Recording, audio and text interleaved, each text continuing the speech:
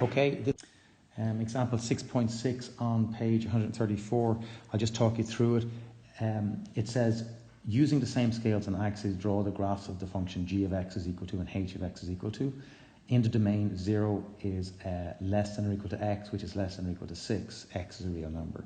So you know, so we're drawing it between 0 and 6 over here. Predominantly, we need to get it between there. We can go beyond it if we like, but between 0 and 6 is important. You can use your calculator to draw the graph. You don't have to use tables or manuals. So the graph, your calculator will give you the points and you can plot them nicely. And then it says, use your graph. You notice it doesn't say use algebra, use your graph. So you look at the picture that you've drawn and use it to estimate the values for x. So these are all going to be values along here, along the values for x, which satisfy g of x is equal to 5.5. Well, g of x is our curve, and we see where does it equal to 5.5. So the way you could show this in your paper in a test would be you would draw a line 5.5 here, and you would see that it crosses over at this point and here. So g of x is equal to 5.5 at, and what you do is you want the x values, so it's going to be about 1.2 it looks like, and maybe 4.8. So that's the first part. Then it says, use your graph to estimate the values of x for which h of x is equal to 3.5. Well, h of x is our blue line. So 3.5, again, I draw a line at 3.5 going across here. And I see it seems to cross over the h of x at this point. So I drop a line down here, and I see it seems to be at about 3.8. So the answer to that one would be x equals 3.8.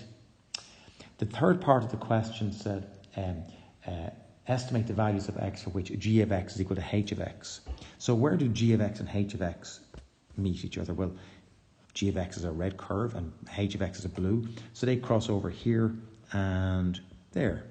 And again, I draw my lines down and I get my values for those. It looks like 0.2, 4.2 and, 0.2 and 5.2 maybe. Yeah. Okay, so that's the x values for those. And lastly, it said, estimate the values for which 2/3 of x minus 1 is equal to 0. You notice this line here is equal to 2x plus 1, 2/3 of x plus 1. And they're asking us to identify where this line 2x minus 1 would cross, where it would be equal to 0. So if I draw 2x minus 1, it's going to the same line, the same slope. It's just going to intersect at a different position. It's going to intersect not at plus 1, but at minus 1. So it's going to do this. Okay, parallel to the blue line, but crossing over here. And again, now they're asking me, when do I think that's going to cross over the x-axis? Now, if I was doing a piece of paper, I'd have a ruler and so on. It might be a bit more accurate. But it seems to me, when I look at this, it's going to be about, I went on the wrong page. It crossover about there. So maybe 1.5, 1.6 seems to be the answer. I can also draw a line up here at 2. And I can see that should be the same x value as the line below, because they're both parallel. The only difference is that this red one down here is parallel to the blue line, but it's 2 down. So if I pick out my value here, it should be the same as the value here. So x equals about 1.5, 1.6.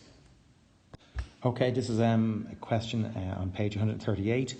And again, you can use a calculator to graph the two functions that you've been given. And the first question is, what's the maximum value of f of x? Well, you can see that it's equal to 16, but you can't just guess that because it may not be. It doesn't say use your graphs, it said, so you have to do this properly, use algebra for it. The parabolas, quadratics are they're totally symmetrical, okay? So they will have a kind of an axis of symmetry right down here and so on like that. And you're going to notice that 4 is halfway between the two intercepts on the x-axis. So if I want to find out this midpoint, which will be the apex or the vertex of this quadratic, it's going to be halfway between 0 and 8. So the midpoint is going to be halfway between 0 and 8, which is 4. And if I plug 4 into my equation, 8x minus x squared, I'm going to get 16. And I'm just double checking that I do that. 8 fours is 32, minus 16 gives me 16. So that's my value for the maximum value. The next part of the question says, use the graph. Now in this case it says uses the graph to estimate the values for which f of x is equal to g of x. So in that case, I'm just going to pick out here and here, those 2 points there. And again, I'm looking at the values for x, so I'll be dropping lines down, okay? The third question, use the graph to estimate the values for which f of x is greater than or equal to g of x.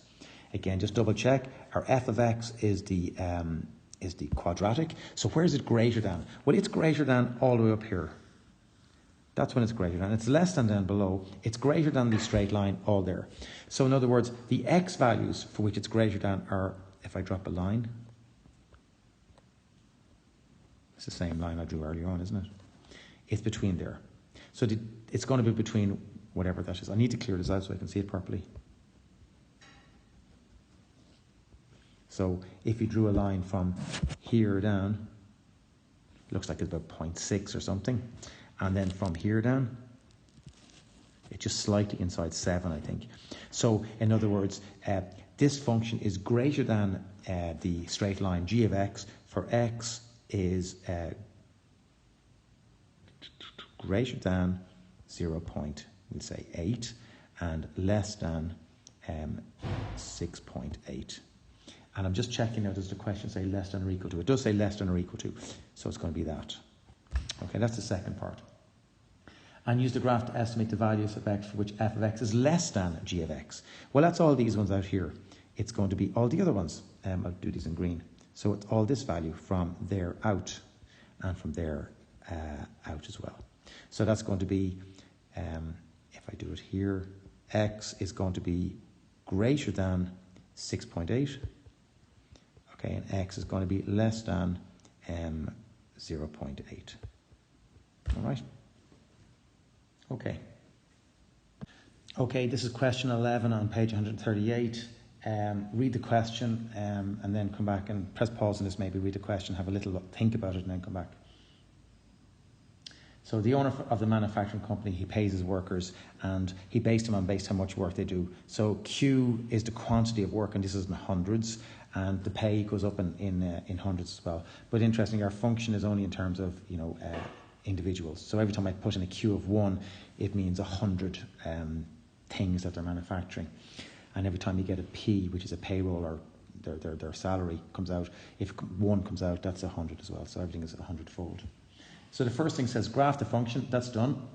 Between 0 and 10, I've done that too. Question 2, what is the optimal amount for an employee to produce? So I can see here, the optimal amount would be 5, because that's going to give him 2,500 euros. 25 multiplied by 100 is 2,500. As I said in the last question, I could, instead of just looking at it like this, that you probably get some marks for doing, it'd be better to sort of identify that 5 is the midpoint, and therefore put 5 into your function. And when you put 5 into 10q minus q squared, you're going to get 50 minus 25, which equals 25, and then you multiply that by 100 to get the optimum salary, which is 2,500. Question 3, if a worker receives a monthly pay of 2,400, what are the two possible levels?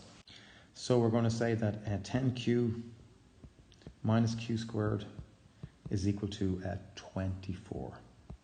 And we rearrange that to be q squared minus 10q plus 24 is equal to 0. And that's going to give me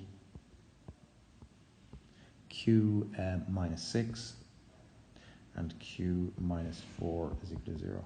So q is equal to 6, or q is equal to 4. So the question said, if a worker receives monthly pay of 2,400, what are the two possible levels of production? So that's equal to 600 or 400.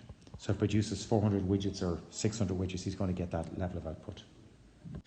The next question said, is it more lucrative for an employee to produce 250 units or 725 units? So we have our formula, it's 10q minus q squared. So we put in, how many units does it say? 250 units. Well, that's going to be 10, 2.5, not 250, minus 2.5 to be squared. Okay, and that's going to give me 25 minus 625. I did it in a calculator, and I got 18.75. That'd be 1,800 and 750. And then the other formula, that's was 7, 125 units. So it's 10 multiplied by 7.25 minus 7.25 to be squared. And I put that into my calculator and I got 19.94, I think. So you can see it's better, he does better, he gets 1994 multiplied by 100, which is 1,994 if he produces 725 items as opposed to 250. And the last section said that pay can be achieved at two different, pay of 2,100 can be, we'll just say that's 2,100 here, this level here. It can be achieved at two different levels of production. Explain how P can still be considered a function. Well, we've got, if you remember our function, we've got, we have this value x here, this value x here, and this value x here. So we have two different values which give us the same output, which is fine. So we have these two values here, and they both give us 1, and that's fine. So that's still considered a function. Okay, homework time. That's only been 11 minutes of a lesson, which is good. So let's see, it's on page 137, and you can do as many as you can. I mean, put in the hour at least, but question 1, 2, and then knit forward. And 11 was the one I did, and I did 8 as well. So maybe do for question 12. Any ones that you think look a bit tricky to do, they're the ones you should try to tackle, and say 13, okay? I just picked 13. Let me have a look at that. I've changed my mind. Well, you can do 13, but it's pretty simple, but maybe add in question 3 as well. Question 13 is trivial. So there's the homework. See you tomorrow, guys. Cheers.